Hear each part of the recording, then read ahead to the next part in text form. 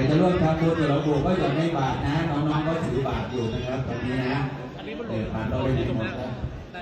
มาบ้านจันอธิษฐานปัจจัยแล้วก็หย่อนในบาทนะเดี๋ยวน้องก็จะเดินถือบาทไปนะครับนะ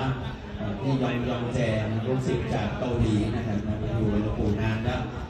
ถือบาทเดินไปกับก็มีคนเกาหลีมากจีนก็มากเลย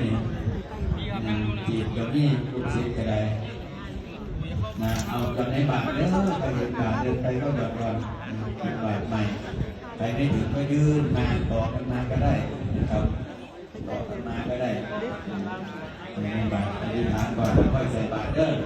เราจะได้กราบลาพระรัตนตรัยพร้อมกันและส่งหลวงปู่เข้าพักนะครับให้พี่เขาแทรกเข้ามาถวายพวงมาลัยหน่อยนะยื่นพานไปก็ได้พี่เสื้อขาวที่ยื่นพานไปข้างหน้าหรือว่ายื่นต่ออธิษฐานแล้วยื่นเลยนะครับพี่